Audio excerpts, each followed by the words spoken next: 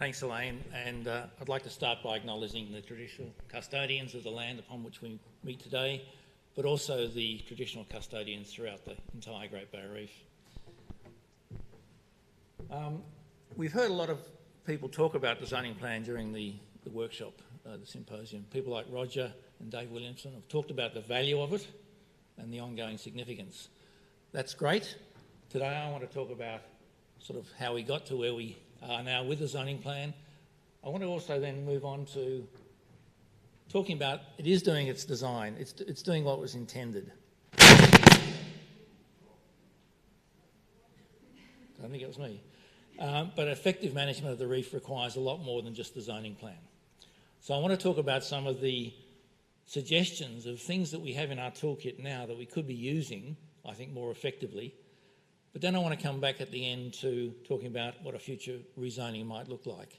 And I think there's a need for doing that in the light of what we've been talking about with climate change. So for those in the room who aren't aware, that's the current zoning plan, and we've heard a lot about it. But you're probably not aware, some of you, that it took us 5 years to get there from the previous zoning network. And that zoning network itself only came about from a huge amount of work. So we started zoning way back in the 1980s. It took us 13 years to get to the entire Great Barrier Reef to be zoned. That zoning network stayed in place till 2004. And then we spent 5 years, as I said, going through a zoning process to bring in the new zoning plan.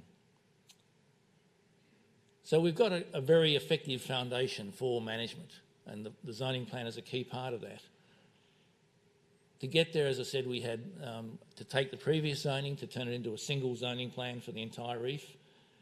We had to change the zone names. There was a lot of confusion about the previous zone names that existed. We had to move towards a new way of defining the zones. So the coordinate-based zoning, which is in place today, didn't always exist. We had to convince our Queensland colleagues to come on board. So we have a single coastal marine park adjacent to the Great Barrier Reef zoning plan. So today we've got far greater protection of biodiversity. We went from less than 5% no-take to 1/3, 33%. But I want to stress it's not just about the green zones when we're talking biodiversity. The dark blue zones do a lot, the habitat protection zones, the yellow zones, the full suite of zones give us the protection for the Great Barrier Reef. Today we've got lots more research behind the benefits, so we know things like the connectivity benefits, some amazing work done by our colleagues at JCU. And the new zoning brought in new approaches, and we've heard a lot about the TUMRAs and the new regulatory approaches. So we've got a pretty strong foundation. To get to that, there are a number of success factors, and I want to quickly take you through what I think are the 4 most significant. We had a very sound scientific basis for what we did with our zoning. We were again very lucky, able to draw on decades of experience from a whole range of scientists, some of whom are with us today. So things like bioregions and the planning principles gave us a really strong scientific underpinning. We had very effective leadership, and again we've heard this word a couple of times today, leadership. I use the term lattice of leadership. It wasn't a single leader or a couple of leaders, it was an entire group of leaders working together in a complementary way. We also had an enormous amount of public engagement. Some of you were around in those days. We had 31,000 written public submissions over the 2 phases of the zoning. So that public engagement and the way we worked with the communities was a really important part of the success. And the 4th one is the level of political support and commitment. Again, we couldn't have done it without that. And I'll come back to this because I think this is a really not well understood aspect. They're the 4 significant factors, but I do want to recognise that there were other factors. So things like institutional support, the passion of the people who are involved, the commitment, they also led to the success. But it really was those top 4 that were the real reasons for the success of the zoning. I want to stress that these weren't in isolation. They're interrelated factors. But also some are more significant than others. And the way I'd like to show you that, if we produce a matrix and put the 4 factors along the top and the level of influence of each of them upon the others down the side, and just use this colour coding, you can see here from the orange colour that if we talk about science, there wasn't a huge amount of the science didn't really consider the leadership or the public engagement and things like that. However, if we go to the other end of the spectrum, the politics really considered the science. The minister said, I had to be assured we had a sound scientific underpinning. The minister and the whole political process really listened to what the public had to say. And a lot of that came about through effective leadership. So what I'm really trying to stress here is that politics was really the critical thing, but it was so important to rely on the other aspects. We could have had perfect science and not achieved the outcome of the zoning. Without the politics, we wouldn't have got it. While we're talking about a governance framework, and the zoning is a really important part, I also want to stress we've got a very strong act. And we've heard a number of people at this meeting talk about things like the vision of the reef and the principles and things. I want to remind you we have a very strong act with a very strong prioritised objective. If you haven't seen it, the main object, and this is written in law, is to protect the biodiversity, long-term protection of the biodiversity, environment and conservation values of the Great Barrier Reef region. But then it goes on, and this is where I think people miss the prioritisation. It does say, so far as consistent with that main object, allow for sustainable use. So we've got a very clear hierarchy in our object of the Act. I think sometimes our decision makers aren't taking their eye off this and are allowing the sustainable use to become the primary object and then do it in terms of protection. So I want to really stress that is in law, and I think it's an important driver of where we need to go. While I've just got the slide, I want to point out one of those other objectives is about international responsibilities, and that includes World Heritage. So that's not just a label, that's a responsibility again in law. The Act is also powerful because it allows us to do more than just the water column. We're talking about above the land and down into the seabed. The Act also has the ability to allow us to bring in regulations. And again, this is a really important part, which I don't believe we're doing as much as we could or should with the wording that's given to us in the Act. So the Act says, allow for us to regulate activities or prohibit activities, whether in the marine park or not. They're going to have a pollute water in the marine park. So as I said, we've got a very strong zoning plan, which is subordinate legislation. And the other amazing thing, which isn't really copied elsewhere around Australia, let alone elsewhere around the world, is that we've got this complementary management between the federal and state zoning. If we didn't have that, we'd have to work out where that low water mark was. And as we've heard from a number of speakers, that moves with accretion and erosion. So complementary management is one of the essential things that allows us to get on with managing the Great Barrier Reef with our joint zoning maps, very clearly with both the logos of both governments, and the ability to bring in joint permits. So the zoning plan's been very widely acclaimed. All sorts of people in the decade after it came into effect wrote lovely things about it. It won all sorts of amazing awards. So it was great, and it is great, and it will continue to be great. But, and this is I think where we really need to focus, zoning doesn't address all the pressures facing us on the reef. It certainly doesn't address climate change. It can help build resilience, but it's not going to stop the issues that we've heard about at this symposium. Zoning doesn't really work on water quality when most of those impacts are coming from outside the marine park.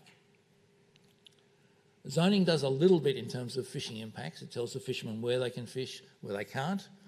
It has some things like, number of hooks or dories unattached, etc. But we could probably use zoning a lot more for fisheries management, and perhaps we'll come back to that one. Zoning does very little for coastal development. The ports are outside the marine park, therefore they're not impacted by the zoning. Shipping, another major issue in the reef. It's managed by AMSA, but zoning only tells the ships where they can go. It's not going to stop the issues of things like groundings or ballast water discharge. Increasing recreational use. Again, zoning doesn't really, a static zoning doesn't talk about the changing population growth. And zoning also doesn't, the main issue, the cumulative impacts. So while we've got an amazing zoning plan, when you think about it, it doesn't actually address the three big problems that we know we are facing today. Zoning doesn't address climate change, it doesn't address water quality, and it doesn't address unsustainable coastal development. In fact, if you look at the Outlook report, which again is a fantastic document, which came about as a result of a political promise after the zoning, the 2019 Outlook report, only 6 of the 45 threats listed in the Outlook report are actually addressed by no-take zones. A further 6 partly addressed. So really, and this is a quote straight from the Outlook report, we do need additional local, national and international efforts to achieve protection of the long-term protection of the reef. I want to stress that the zoning is not the only tool in our toolkit, and many of you are aware of this. There are many other legal tools, and these ones I've shown on the screen here, these are all legal layers that sit on top of the zoning to provide additional management. But none of these tools are addressing the things like we talked about, climate change. So the zoning plan has been effective. It stood the test of time. It still remains in place today. It's been maintained through 10 successive ministers of different political persuasions. So governments on both sides have chosen not to change it. And the reasons for that are unknown, whether they think it's too hard or whether they think it doesn't need to be changed.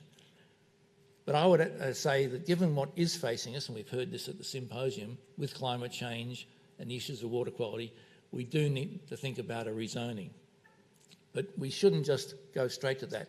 We should be using the tools that exist in our toolkit now more effectively. And some of those tools are things like, coming back to what I mentioned before, I don't honestly believe that we are using as decision makers the object of the Act the way we should, where we need greater recognition and greater application of that prioritised objective. We need to use special management areas more.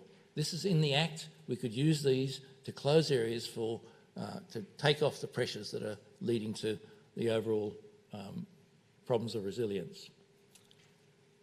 We need to use regulations more, and I talked before about the ones like prohibiting acts, whether in the marine park or not. There's another ability to regulate, and this is a really strong one that I don't think we've used, the protection and preservation of the marine park. That's an ability in the Act that allows us to bring in regulations. So what's the future hold for the reef? Basically, none of the tools there are really, as I said, addressing climate change. And given what we're facing, this is probably the biggest thing we need to think about. It's beyond the scope of the available management tools. Some of you are aware of the work by Scott Heron and people. We've heard similar things here. Ken just talked about it in his approach. The problems of where we're heading with climate change, and the zoning plan doesn't do the job. So we've got an urgent need to tackle climate change better and at a scale that's appropriate. So this is my last slide. So zoning will always be a fundamental tool for management. But if we're going to have a new rezoning, it's going to be very different. The legislative requirements now are different from what we faced in the 2000s. The knowledge of the reef is different, and the challenge facing us are different. The technology's changed. Dealing with the public's going to be very different. Sorry, last slide now. Now's the time to start thinking about zoning, and when we do that, we've got to start thinking about what we do know about resilient reefs, building that into our new zoning plan. We've got to start thinking about no overall reduction in the level of protection, but greater flexibility on how that's applied. I want to advocate for more pink zones, the no-go zones.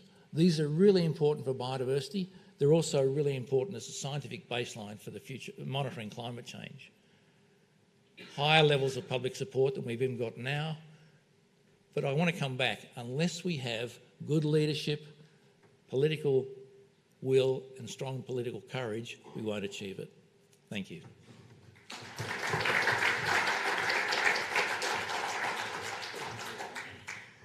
Thanks, John. I think you've raised many really important issues. I think we're going to have to wait for you to talk about them individually with audience members over lunch. Thank you.